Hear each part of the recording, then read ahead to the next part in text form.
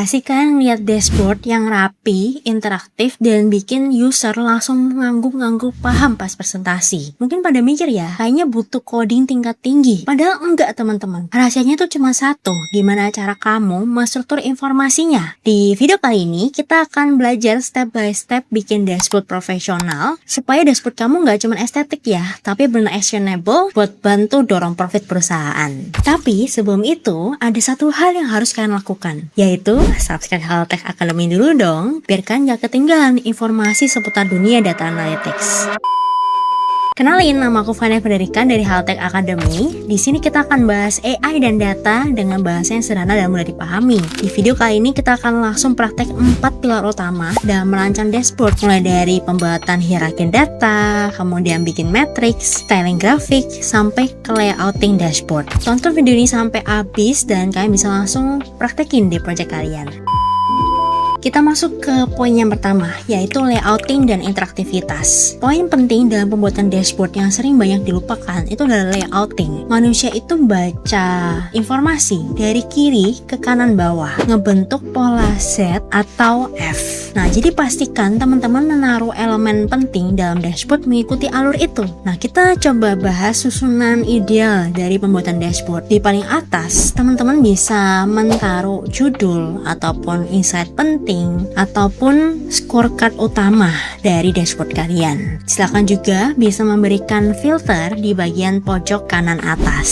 Kemudian kita masuk ke layer yang di bawahnya, biasanya kita taruh grafik-grafik atau juga bisa secondary KPI. Masuk lagi ke bagian yang terakhir yang di bawah, paling bawah, itu lebih detail. Misal bisa kalian taruh grafik penjelas, pelengkap, ataupun tabel detail untuk menjelaskan lebih dalam lagi grafik-grafik sebelumnya. Jadi jangan sampai kalian bikin layout dashboardnya tuh acak ya teman-teman ya, atau amburadul. Nanti tambah bingung usernya membaca dashboard kalian. Nah, ini ada satu tips lagi dari aku untuk layouting dashboard. Pastikan memberikan yang namanya ruang white space atau ruang bernafas antar grafiknya. Cara gimana? Kita bisa insert shape, lalu kita pilih yang rectangle. Di sana kita bisa pilih yang warnanya putih, lalu kita pilih yang border shadow. Kemudian kita bisa taruh di belakang dari tiap-tiap grafiknya. Kita bisa pilih yang send to backwards. Dengan begitu, tampilan metrik ataupun grafik kalian seolah-olah seperti sebuah card. Nah, dengan tampilan seperti itu lebih profesional dan lebih modern.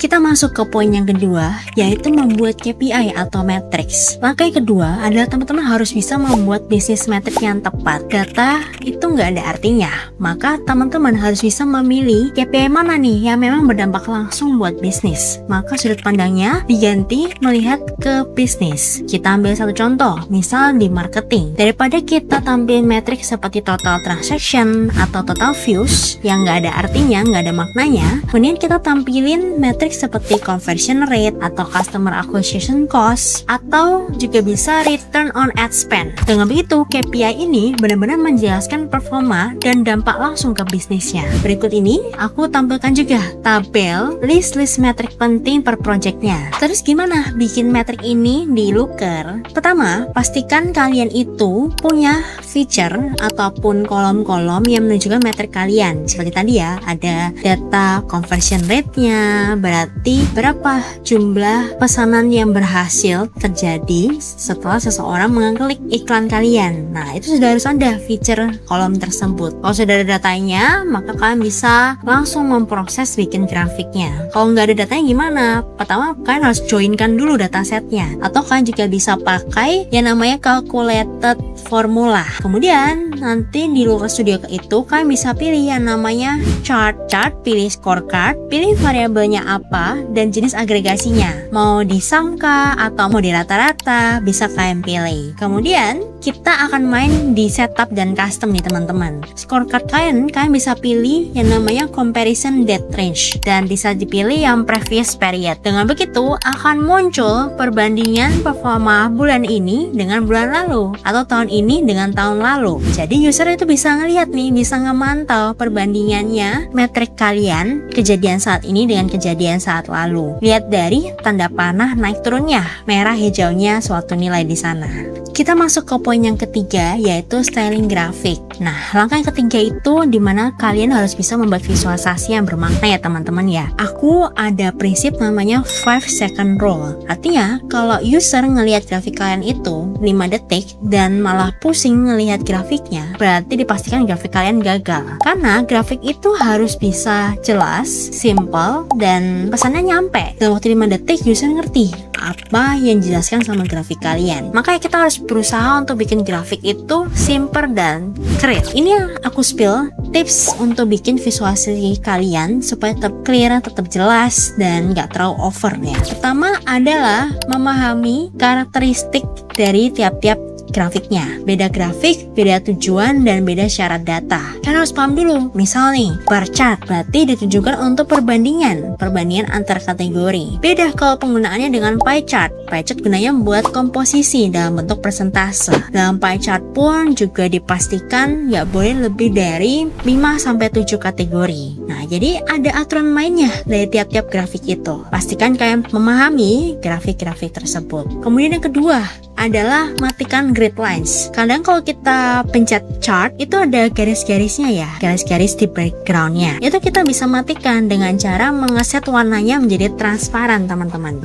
Dengan begitu tampilannya menjadi lebih profesional. Kemudian yang ketiga adalah show data label. Mendingan kita kasih aja angka-angka di atas batangnya. Kita bisa mengaktifkan data labelsnya. Dengan begitu left axisnya sumbu Y di samping kiri bisa kita matikan biar nggak redundant atau double informasi. Dan yang keempat adalah gunakan warna secara strategis. Jadi warnanya itu bisa ngikutin mungkin warna perusahaan gitu ya. Jangan terlalu banyak warna-warna kayak pelangi gitu, nggak usah. Terus juga bisa gunakan juga conditional formatting. Misal kalau ada targetnya minus, bisa kan kasih warna merah di sana. Dengan begitu user bisa langsung fokus ke masalahnya apa.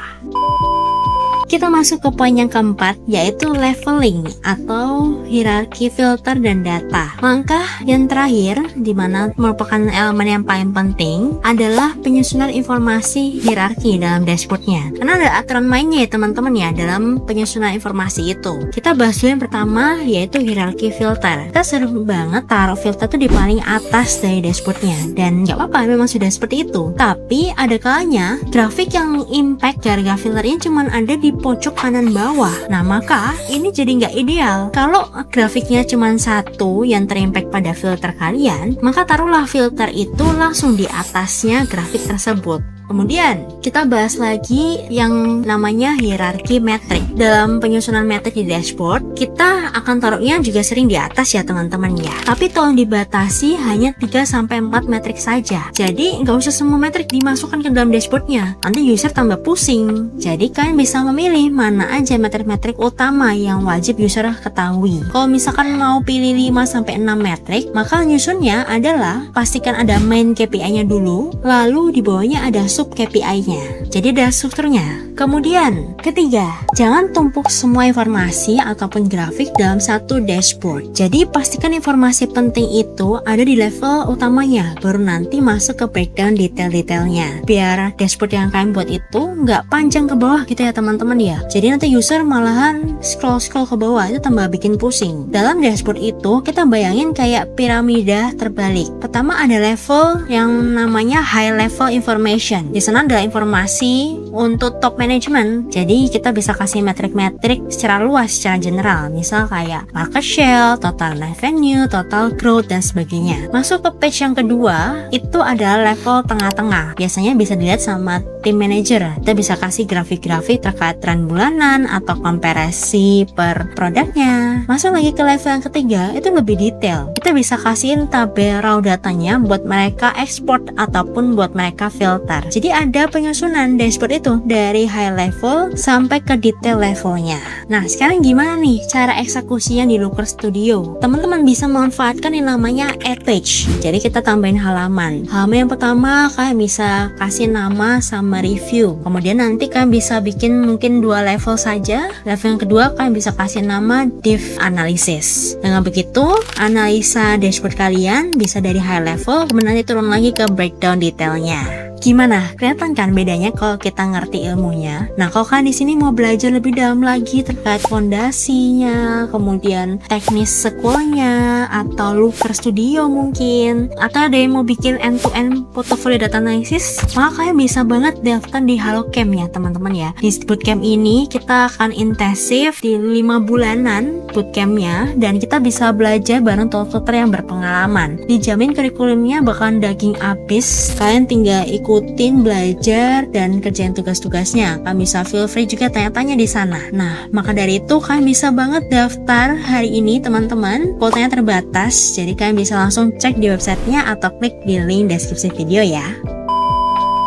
Oke, mari kita rekap apa yang udah kita pelajari hari ini. Jadi, apa nih tipsnya untuk bikin dashboard profesional? Pertama adalah kita harus mengerti yang namanya layouting dashboard. Ada namanya Z rule atau F rule. Letakkan elemen penting sesuai polanya. Kemudian kedua, kita bisa membuat metrik yang berorientasi bisnis ya, biar metriknya bisa kelihatan performa dan dampaknya langsung ke bisnis. Ketiga, kita bisa styling grafik yang simple aja, yang clear. Yang penting pesannya tersampaikan. Yang keempat adalah leveling atau hierarki informasi. Pahami gimana peletakan hierarki filter, hierarki metrik, kemudian juga ada yang namanya leveling seperti piramida terbalik. Kita letakkan grafik-grafik dalam high level dashboardnya, kemudian nanti masuk ke breakdown detailnya. Nah, dari 4 trik rahasia ini gimana nih yang menurut kalian baru dan teman-teman mau langsung cobain? Mungkin boleh langsung ya ketik aja di kolom komentar kalau ada pertanyaan ataupun ada yang mau kalian elaborasi lagi biar kita bisa diskusi bareng. Mungkin itu saja untuk video kali ini. Aku Fania, terima kasih banyak teman-teman semuanya, dan langsung aja ya dipraktekin ilmunya di project-project kalian. Keep exploring dan see you in the next video. Bye bye.